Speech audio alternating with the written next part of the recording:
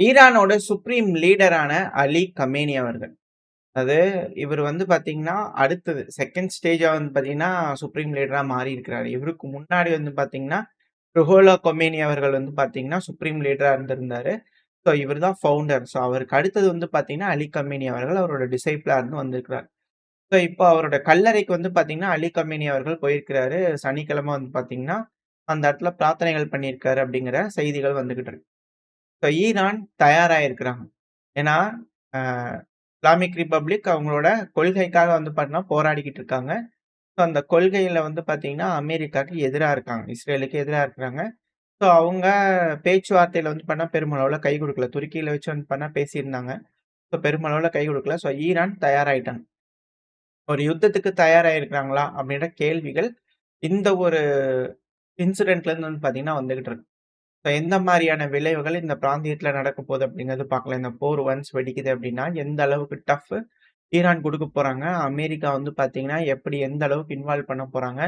ஒரு 10 நாள், 15 நாள் அடிச்சு பார்த்துட்டு, சரி ஓகே பெர்மனன்ட் சீஸ்ஃபயர் போட்டுக்கலாம்னு சொல்லிட்டு ஓடி போயிருவாங்களா? இல்ல அ ரெஜிம் சேஞ்ச் பண்ற வரைக்கும் பண்ணுவாங்களா? இல்ல குருதினம் வேணும் அப்படிங்கிறது போல, ஈரானோட மேற்கு பகுதிய ஃபுல்லா வந்து கட்டுப்பாட்டுக்குள்ள எடுத்துக்கிறதுக்கு பார்ப்பாங்களா? என்ன நடக்கப் போகுது அப்படிங்கிறது பார்க்கலாம். ஏன்னா ஈரான பொறுத்தவரைக்கும் நெறைய ஆப்ஷன்ஸ் வந்து பார்த்தீங்கன்னா, அமெரிக்காக்கு இருக்கு. அட்லீஸ்ட் அந்த யுஏஇக்கு மேல இருக்கக்கூடிய அந்த டிஸ்பியூட்டட் ஐலேண்டையாவது வந்து பார்த்தீங்கன்னா, அவங்க கட்டுப்பாட்டுக்குள்ள எடுத்துறணும் அப்படிங்கிறது போல, சில அனலிஸ்ட்களோட கருத்துக்கள் இருக்கு. அமெரிக்காவோட மினிமம் டார்கெட் இதுவாவாச்சும் இருக்கும் அப்படிங்கிறது போல, சில அனலிஸ்ட்களோட கருத்துக்களா இருக்கு. வெயிட் பண்ணி பார்ப்போம் என்ன நடக்க போகுதுன்னு சொல்லிட்டு. ஏன்னா, அக்ராச்சி அவர்கள், ஈரானோட ஃபாரின் மினிஸ்டர் அவர்கள் வந்து பார்த்தீங்கன்னா, போயிருந்தாங்க துருக்கியில. பேச்சுவார்த்தைகள் ஃபெயிலியர் அப்படிங்கிறது போல தான் தெரியுது. என்னன்னா, ஆ அவர் பேட்டியும் குடுத்திருந்தாரு. நெறைய விஷயங்கள் பேசியிருந்தாரு. அவரு போய் இறங்கியிருந்தாரு. அந்த டைம்ல பேச்சுவார்த்தைலாம் நடந்ததுக்கப்புறம் பிரஸ் மீட்ல பேசினாங்க. அப்ப தனியா வந்து மீடியா சேனலோட பண்ணாங்க. இப்ப தனித்தனியா சொல்லாம சாராம்சம் என்டையரா வந்து பார்த்தீங்கன்னா, அவர பத்தின இன்சிடென்ட்ல என்ன மிக முக்கியமான விஷயங்கள் அப்டின்னா, அவர்கிட்ட கேட்கக்கூடிய கேள்வி. ரெஜிம் சேஞ்ச் பத்தி சொல்றாங்களே, நீங்க என்ன நெனைக்கிறீங்க? அப்படிங்கிற போல கேள்விகள் கேட்டதுக்கு, அதுக்கு அவர் தரப்பிலிருந்து இருக்கக்கூடிய பதில் என்னன்னா, ரெஜிம் சேஞ்ச் அப்படிங்கிறது வந்து பார்த்தீங்கன்னா, நத்திங். அது ஒரு ஃபேண்டசி. அது ஒரு கனவு தான். அதெல்லாம் ஈரான்ல பண்ண முடியும் அப்படிங்கிறது சான்ஸே இல்ல. சில நபர்கள் நெனைக்கலாம். ஈஸியா பண்ணிடலான்ட்டு சொல்ட்டு. அவங்க வந்து இல்லூஷன்ல இருக்காங்க. ஏன்னா, எங்களோட சிஸ்டம் வந்து பார்த்தீங்கன்னா, ஆ வேரா வந்து பார்த்தீங்கன்னா, ஈரான்ல பதிஞ்சிருக்கு. ஸோ, அவ்ளோ சீக்கிரத்தில வந்து பார்த்தீங்கன்னா, அது நடக்காது. ரொம்ப ஸ்ட்ராங்கான ஃபவுண்டேஷன் இருக்கு. ஸோ, ஒரு நபர், தனி நபர் இப்ப அலி கமேனி அவர்கள் சுப்ரீம் லீடர். அவருக்கு அப்புறம் அவ்வளோதான் அப்படின்ற மாரிலாம் கிடையாது. ஆ ஒரு இண்டிவிஜுவல் தனிநபர் தான். அவர எலிமினேட் பண்றதுனால எந்த ஒரு டிஃபரன்ஸும் இருக்க போறதில்ல. அடுத்தடுத்து இந்த சிஸ்டம்ல இருக்கிறவங்க வந்து பார்த்தீங்கன்னா, ரீப்ளேஸ் ஆயி செய்ய வேண்டிய விஷயங்கள் வந்து பார்த்தீங்கன்னா, செஞ்சுக்கிட்டே தான் இருப்பாங்க. இந்த ஃபங்ஷன்ங்கிறது நடந்துகிட்டு தான் இருக்கும். எங்களோட கொள்கைக்கு ஏற்ப நாங்க வந்து பார்த்தீங்கன்னா, செயல்பட்டுட்டு தான் இருப்போம். ஸோ எங்களோட ஸ்டாண்ட்லலாம் வந்து பார்த்தீங்கன்னா, எந்த ஒரு சேஞ்சும் இல்ல. அமெரிக்கா வந்து பார்த்தீங்கன்னா, இது போல துருக்கிய வச்சு பேசியிருப்பாங்க இல்லையா? ஸோ இந்த கான்ஃபரன்ஸ்ல. ஸோ இதுல வந்து பார்த்தீங்கன்னா, அவரோட கருத்து என்ன இந்த பேச்சுவார்த்தையில அப்டின்னா, பிரஷர் இருக்கும்போது, அதாவது மிலிட்டரி பிரஷர் போட்டு இந்த மாரி அழுத்தங்கள் குடுக்கும்போது, புல்லி பண்ணிட்டு இருக்கும்போது, நெகோசியேஷன் அப்டிங்கிறது வந்து பார்த்தீங்கன்னா சரி வராது. அப்படிப்பட்ட நெகோசியேஷன் வந்து பார்த்தீங்கன்னா, ப்ரீ கண்டிஷன் த்ரெட்டோடலாம் வந்து பார்த்தீங்கன்னா, எங்களால பண்ண முடியாது. அ ஏற்கனவே இதெல்லாம் ஒத்துக்கிற மாரி இருந்ததுன்னா, நெகோஷியேட் பண்ணலாம் அப்படிங்கிற போல கண்டிஷன்லாம் இருக்கக்கூடாது. வாங்க பேசலாம். சமமா உட்கார்ந்து பேசுறதுனா பேசலாம். இல்லன்னா இல்ல அப்படிங்கிறது போல அவர் தரப்புலருந்து ஸ்டேட்மெண்ட்ஸ் வந்து. ஸோ இதனால பேச்சுவார்த்தைகள் பெருமளவுல எடுபடல அப்படிங்கிறதுலருந்து தெரிஞ்சுக்கலாம். அது மட்டும் இல்லாம, அவர் தரப்புலருந்து வரக்கூடிய விஷயங்கள், இந்த சண்டைகள் இத பத்தி பேசும்போது, நாங்க நெறைய விஷயங்கள் வந்து பண்ண கத்துக்கிட்டோம். நெறைய வேல்யூபிளான எக்ஸ்பீரியன்ஸ் கத்துக்கிட்டோம். போன வாரல, இந்த 12 நாள் வாரம் இருந்தது இல்லையா? ஸோ அதுல. ஸோ எங்களோட பாலிஸ்டிக் மிசைல்லாம் வந்து பார்த்தீங்கன்னா ரெடியா இருக்கு. எல்லாமே தயாரா இருக்கு. எங்களோட எங்களோட கேப்பபிலிட்டி என்ன அப்படிங்கிறத நாங்க ஆல்ரெடி டெமான்ஸ்ட்ரேட் பண்ணி காமிச்சுட்டோம். ஸோ அதனால பிரிப்பேர் ஆயிருங்க. நாங்களும் வந்து பிரிப்பேர் ஆயிருக்கோம் முன்னாடி இருக்கிறத விட. ஸோ அதனால கிளியரான ஒரு மெசேஜ் அமெரிக்காக்கு என்ன நாங்க சொல்றது அப்படின்னா, கண்டிப்பா நாங்க ரெஸ்பாண்ட் பண்ணுவோம். கண்டிப்பா அந்த ஸ்ட்ரைக் வந்து பார்த்தீங்கன்னா, எக்ஸ்ட்ரீம் பவர்ஃபுல்லா இருக்கும். எங்களோட கவுண்டர் ஸ்ட்ரைக் அப்படிங்கிறது போல, அவர் தரப்புலருந்து கிளியரான மெசேஜ் வந்து பார்த்தீங்கன்னா வந்திருக்கு. ஸோ இதுலருந்து என்ன தெரியுதுன்னா, அவங்க அட்டாக்குக்கு ரெடி ஆயிட்டாங்க. ஈரானும் சரி, அமெரிக்காக்கும் சரி, ஆ இதுக்கப்புறம் வந்து பார்த்தீங்கன்னா, யுத்தம் தான். இத தவிர்க்க முடியாது. பேச்சுவார்த்தைகள் தோல்வியில முடிஞ்சிருச்சு அப்படின்னு கூட புரிஞ்சுக்கலாம்.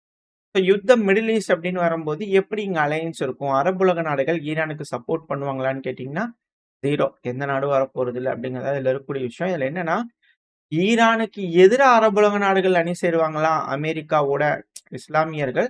அ க அமெரிக்கா ஏன்னா கிறிஸ்டியன், ஜூஸ் சொன்னாங்க. ஸோ அவங்களோட அணி சேருவாங்களா? ஒரு இஸ்லாம் நாடுக்கு எகெயின்ஸ்டானா பாசிபிலிட்டி அதிகமா இருக்கு. கத்தர் ஆல்ரெடி உள்ளேனையா அப்படிங்கவங்களும் சேர்ந்துக்குவாங்க. யுஏஇ உள்ளேனையா அப்படிங்கவங்களும் சேர்ந்தாலும் ஆச்சரியப்படுறதுக்கு இல்ல. சொல்லியிருக்காங்க யுஏஇ நாங்க யூஸ் பண்ண மாட்டோம்னு சொல்லிட்டு. பட் இருந்தாலும் மிலிட்டரி பேஸஸ்லாம் பில்டப் ஆறத வச்சு பார்க்கும்போது, உளவு வேலையெல்லாம் வச்சு பார்க்கும்போது, மேபி இவங்க எல்லாருமே சேர்றதுக்கு வாய்ப்பு இருக்கு. ஜார்டன் உள்ளேனையா அதுல எந்த ஒரு மாற்றமும் இல்ல. ஸோ இவங்க எல்லாரும் ஒன்றிணையறதுக்கான வாய்ப்புகள் அதிகம். அதுபோல இஸ்ரேல் வந்து பண்ண ப்ரிப்பேர் ஆயிருக்காங்க. $5 பில்லியன் அளவுக்கான மிலிட்டரி வொர்த் க்கான ஆயுதம் வந்து பார்த்தீங்கன்னா, யுஎஸோட டிபார்ட்மெண்ட் வந்து அப்ரூவ் பண்ணிக்கிறாங்க. மிலிட்டரி சேல் டீல் இஸ்ரேலுக்கு. ஸோ இஸ்ரேல் வந்து பார்த்தீங்கன்னா, ரெடி ஆயிட்டாங்க. அட் த சேம் டைம் ஈரானுக்கும் ஆதரவு கிடைக்குமானா, கிடைக்கிறதுக்கு வாய்ப்பு இருக்கு. ஏன்னா, லர்ஜானி அவர்கள் அன்அனவுன்ஸ்டு மீட்டிங் வந்து பண்ண திடீர்னு ஒரு மீட்டிங் நடந்திருக்கு. லர்ஜானி அவர்கள் புட்டின் அவர்கள வந்து பார்த்தீங்கன்னா, பார்த்து பேசியிருக்கிறாங்க மாஸ்கோல. ஃப்ளைட் வந்து பார்த்தீங்கன்னா போயிருக்கு. ஸோ யார் இவருன்னா, ஈரானோட சுப்ரீம் நேஷனல் செக்யூரிட்டி கவுன்சிலோட அ மிக முக்கியமான ஒரு நபர். So secretary. அ அந்த கவுன்சிலோட செக்ரட்டரி இவரு லர்ஜானி அவர். ஸோ அவர் வந்து பார்த்தீங்கன்னா, ரஷ்ய அதிபர் விளாடிமிர் புட்டின் அவர்கள பார்த்து பேசிக்கிறாங்க வெள்ளிக்கிழமை. ஸோ அதுக்கப்புறம் சனிக்கிழமை கமேனி அவர்கள் கல்லறைக்கு போயி பிரார்த்தனை பண்ணியிருக்கார். ஸோ இது போல விஷயங்கள்லாம் இங்க இருக்கும்போது, எல்லாரும் ரெடி ஆயிட்டு இருக்காங்க. அணிகள் தயாராயிட்டு இருக்கு. இதுல என்ன ஒரு வேடிக்கைன்னா, சவுதியோட defence minister prince Khalid bin Salman அவர்கள் வந்து பார்த்தீங்கன்னா, பிரைவேட்டா ஒரு மீட்டிங் நடக்கும்போது, ஒரு விஷயம் சொன்னதா மேற்கு மீடியாக்கள் தரப்பு வந்து வந்துகிட்டு இருக்கு. அதாவது அமெரிக்கா, வாஷிங்டன் சொல்லுவாங்க. அமெரிக்காவோட கேப்பிட்டல் இல்லையா? ஸோ வாஷிங்டன் இருக்காங்க இல்லையா? அவங்க பிரசிடென்ட் ட்ரம்ப் அவர்கள் சொன்ன மாரி, அ பயங்கரமா மிரட்டல் விடுறாரு. அதுக்கு ஏற்ப அவர் இன்னும் அட்டாக் பண்ணலன்னு வச்சுக்கங்களேன் ஈரான, அந்த ரெஜிம் இன்னும் ஸ்ட்ராங்கா தான் ஆகும். அப்படிங்கிறத வந்து பார்த்தா சொன்னதா, சிலர் சொன்னதா அவர் சொன்னார் அந்த மீட்டிங்ல. சில நபர்கள் வந்து பார்த்தீங்கன்னா மீடியாக்கள் சொல்லியிருக்காங்க. ஸோ அந்த பெயர் சொல்லப்படாத மீடியா சொல்லக்கூடிய நபர்கள கேட்டுக்கிட்டு மீடியாக்கள் வெளிய செய்திகளா விட்டுருக்காங்க. இதுல என்ன ஒரு வேடிக்கைன்னா, சில வாரங்களுக்கு முன்னாடி தான் வந்து பார்த்தீங்கன்னா, சவுதி தரப்பு வந்து பிராக்டிகலா வந்து பார்த்தீங்கன்னா, பிச்சை எடுத்தாங்க அப்படிங்கிறத சொல்லிட்டு இருந்தாங்க. மீடியாக்கள் இதே மீடியாக்கள் மேற்கு மீடியாக்களே சவுதி வேர் பிராக்டிகலி பெக்கிங் த யுஎஸ் எதுக்காக? ஈரான அட்டாக் பண்ணாதீங்க, குண்டுகள் போடாதீங்க. இந்த ரீஜியன்ல போர் வந்துரும். போர தடுக்கிறதுக்காக அமெரிக்கா அட்டாக் பண்ணாதீங்க ஈரான அப்படிங்கிறது போல கேட்டுக்கிட்டதா பிச்சை எடுத்து தான் வந்து பார்த்தீங்கன்னா, பெக்கிங் அப்படிங்கிற வேர்ட யூஸ் பண்ணியிருந்தாங்க. அது என்ன ஏதுங்கிறது தெரியாது. இது போல மீடியாக்கள் தரப்புன்னு செய்திகள் இருந்துச்சு. ஸோ இது போல பேசுறது வழக்கம் தான். ஸோ இது போல வந்து பார்த்தீங்கன்னா, செஞ்சிருக்கிறாங்க அமெரிக்கா. அதாவது அமெரிக்கா இது போல எல்லா நாடுகளையும் மட்டம் தட்டி பேசுறதுங்கிறது வழக்கம் தான், வாடிக்கை தான். ஸோ அதுபோல சவுதி அப்படி பேசிக்கிறாங்களா அப்படின்ற கேள்விகள் இருக்கு. பட் இருந்தாலும், சில வாரங்களுக்கு முன்னாடி இப்படி சொன்னாங்க. அதுவும் அமெரிக்காவோட பெயர் சொல்லப்படாத ஒரு அஃபீஷியல் சொன்னதா செய்திகள் இருந்துச்சு. இன்னார் சொன்னாரு, இது போல. நான் அவர் இருக்கும்போது இந்த மாரி பேசிக்கிட்டாங்க அப்படிங்கிறது போல சொல்லல. பெயர் சொல்லப்படாத ஒரு அமெரிக்க அஃபிஷியல் முன்னாடி சவுதி தரப்புலருந்து இப்படி கேட்டாங்க அப்படிங்கிறது போல அப்பவும் சொல்லியிருந்தாங்க. ஸோ இது போல சொல்லிட்டு இருக்கிறவங்கலாம் வேறுபாடு, முரண்பாடுகள் தெரியுது.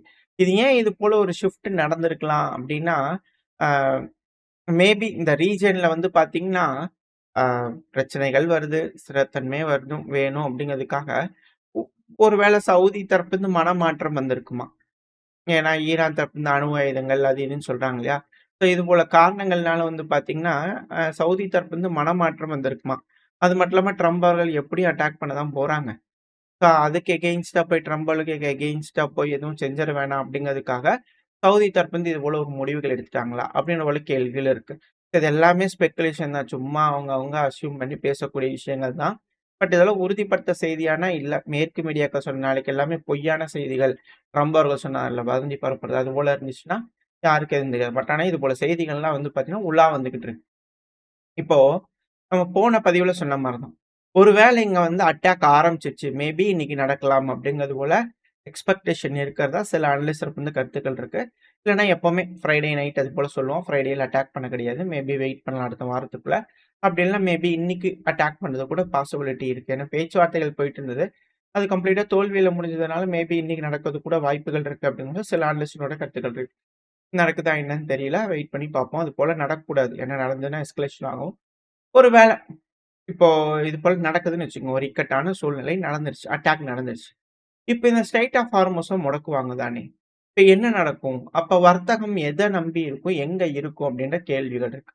இப்ப இதுக்கு தான் வந்து பார்த்தீங்கன்னா, சவுதி அரேபியாலருந்து யமன் வழியா வந்து பார்த்தீங்கன்னா, வர்த்தகங்கள் நடக்க ஆரம்பிச்சுருமா? அப்படிங்கிற கேள்வி. ஏன்னா, சமீபத்தில இந்த தெற்கு யமன், வடக்கு யமன் சொல்லி சண்டை இருந்தது. இதுல தெற்கு யமன், வடக்கு யமன ஃபர்ஸ்ட் அடிச்சாங்க. ஆனா, அதுக்கப்புறம் என்ன செஞ்சாங்க சவுதி தரப்புலருந்து இது வேலைக்காகாதுன்னு சொல்ட்டு, தெற்கு யமன முழுவதும் வந்து பார்த்தீங்கன்னா, எரேஸ் பண்ணி வெளிய அனுப்பிட்டாங்க. ஸோ இது போல காரணங்களுக்கு அப்புறமா சவுதி தரப்புலருந்தும், அமெரிக்கா பேக்டு UAE தரப்புலயும் வந்து பார்த்தீங்கன்னா, பயங்கரமான சண்டைகள் இருந்துச்சு. இப்ப வரைக்கும் அந்த விரிசல்கள் அப்படிங்கிறது இருக்கத்தான் செய்யுது. ஸோ இவங்க 2 பேத்துக்குள்ள இருக்கக்கூடிய விரிசல் காரணத்தினால, எப்படியும் ஸ்ட்ரெய்ட் ஆஃப் ஹார்மோஸ் வழியா வந்து பார்த்தீங்கன்னா, வர்த்தகம் நடக்காது அப்படின்னா, எல்லா வர்த்தகமும் சவுதி வழியா சவுதியில இருந்து கீழ யமன். யமன்ங்கிறது இப்போ முழுவதும் சவுதியோட கட்டுப்பாட்டுக்குள்ள வந்துருச்சு. ஒரு சின்ன பகுதி வந்து பார்த்தீங்கன்னா, அன்சரல்லாவோட கட்டுப்பாட்டுக்குள்ள இருக்கு. யமன் ஹவுதீஸ். ஸோ அந்த கட்டுப்பாட்டுக்குள்ள இருக்கக்கூடிய பகுதி வேற. மத்தபடி இப்போ வடக்கு யமன், தெற்கு யமன் எல்லாமே யுனைட் ஆயிடுச்சு. இப்போ அந்த பகுதி வழியா வர்த்தகங்கள் நடக்க ஆரம்பிச்சுருமா? அப்படின்ற கேள்விகள் இருக்கு. ஸோ சவுதி ஆல்ரெடி பிரிப்பேர் ஆயிட்டாங்களா? அப்படின்ற கேள்விகள் இருக்கு. UAE அவங்க கட்டுப்பாட்டுக்குள்ள வச்சுக்கணும்னு நெனச்சிருக்காங்க. சவுதி போறதெல்லாம் ஓகே. அவுட்ங்கிறது வந்து பார்த்தீங்கன்னா, நம்மளோட கட்டுப்பாட்டுக்குள்ள இருக்கணும் அப்படிங்கிறது போல இந்த ரீஜியன்ல ஒரு இன்ஃப்ளூயன்ஸ கிரியேட் பண்ணிக்கலாம் அப்படிங்கிறது போல UAE தரப்புல ட்ரை பண்ணிக்கிறாங்க. பட் ஆனா அது பெருமளவுல கை குடுக்கல.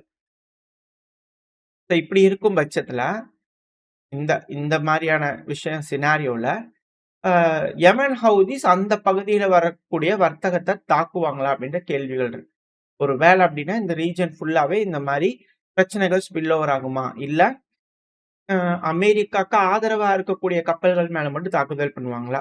மத்த நாடுகளோட கப்பல்கள் எல்லாத்தையும் விட்டுட்டு, அமெரிக்காக்கு ஆதரவா இருக்கக்கூடிய கப்பல்கள் மேல மட்டும் தாக்குதல் பண்ணுவாங்களா? இல்ல அந்த பகுதியில் நடக்கக்கூடிய வர்த்தகத்த கண்டுக்காம விட்டுருவாங்களா? இவங்க வெறும் இந்த பாப் எல் மண்டேல் ஸ்ட்ரைப் இந்த அ செ செங்கடல்ல நடக்கக்கூடிய வர்த்தகங்கள மட்டும் தடுத்து நிறுத்துவாங்களா? அப்படின்ற கேள்விகள் இருக்கு. ஏன்னா, ஒருவேளை யமன் ஹவுதீஸ் இந்த இடத்துல ஆப்பரேட் பண்ணாலும், சவுதி டைரக்ட்டா அவங்க மேல போர் தொடுக்காம, மேபி அங்க அட்டாக் பண்ணக்கூடாதுன்றதுக்காக தான், இந்த செங்கடல்ல சவுதியிலருந்து சூடானுக்கு வந்து பார்த்தீங்கன்னா, போர்ட்டுக்காக ரெடி பண்ணிக்கிட்டு இருக்காங்களாம். ஒரு வேள அங்க ஒரு இது முடியுது அப்டின்னா, ஸோ அது வழியா வந்து பார்த்தீங்கன்னா, மேல மேபி எஜிப்டும், இஸ்ரேல் கூட சண்டைக்கு போலாம். வாய்ப்புகள் இருக்கு. பிரச்சனைகள் வரலாம். ஏன்னா அந்த பகுதிகள்லாம் கேட்கறாங்க இல்லையா இஸ்ரேல். எல்லா பகுதியிலும் சண்டை நடந்தாலும் ஆச்சரியப்படுறதுக்கு இல்ல. ஒரு வேள அப்டி இருந்தாலும் லிபியா வழியா போலாம். ஸோ இந்த எஜிப்ட் வழியா, லிபியா வழியா வந்து பார்த்தா மெடிட்டரேனியன் சீல போய் கனெக்ட் பண்ணிக்கலாம். ஸோ இது போல ஏகப்பட்ட ஆப்ஷன்ஸ் இருக்கு. ஸோ இந்த ஒரு காரணத்தினால தான் இந்த ரீஜன்லலாம் இந்த சூடான்லலாம் சண்டை நடந்துகிட்டு இருக்கா சிவில் வார் அப்படிங்கிற போல கேள்விகள் இருக்கு. ஸோ இந்த ரீஜியன் ஃபுல்லாவே வந்து பார்த்தா பிரிப்பேர் ஆயிருக்காங்க ஒரு போருக்காக. அதுதான் இத்தன நாளா வந்து பார்த்தா நடந்திருக்கு.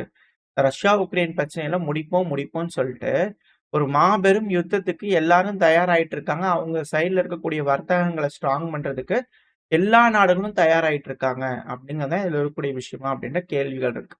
ஸோ 3ஆம் உலகப் போர் அப்படிங்கிறது ஆல்ரெடி ஆரம்பிச்சிருச்சு அப்படிங்கிறத போல உக்ரைன் தரப்புன்னு சொல்லியிருந்தாங்க இல்லையா? ஸோ அதுபோல உண்மையாலுமே ஆரம்பிச்சிருச்சா? நம்மளுக்கு தான் இன்னும் புரிஞ்சுக்க முடியலையா? அப்படின்ற கேள்விகள், பதட்டங்கள் இருக்கு. அதுபோல எதுவும் இல்லாம எல்லாம் பேசி தீர்த்துக்குவாங்கன்ற நம்பிக்கையில இந்த பையனா முடிச்சுக்கலாம். ஓரளவுக்கான தகவல்கள் இந்த பதிவுல பார்த்திருப்போம்னு நெனைக்கிறேன். இதோட இந்த பதிவ நான் முடிச்சுக்கிறேன். இந்த பதிவு எப்படி இருந்துச்சு உங்களுக்கு பிடிச்சிருக்கா?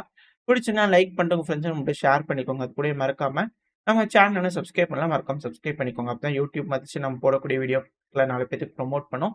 உங்களோட அன்பு ஆதரவு எனக்கு எப்ப இருக்கும்னு நம்பிக்கையில இந்த பதிவ நான் முடிச்சுக்கலாம்.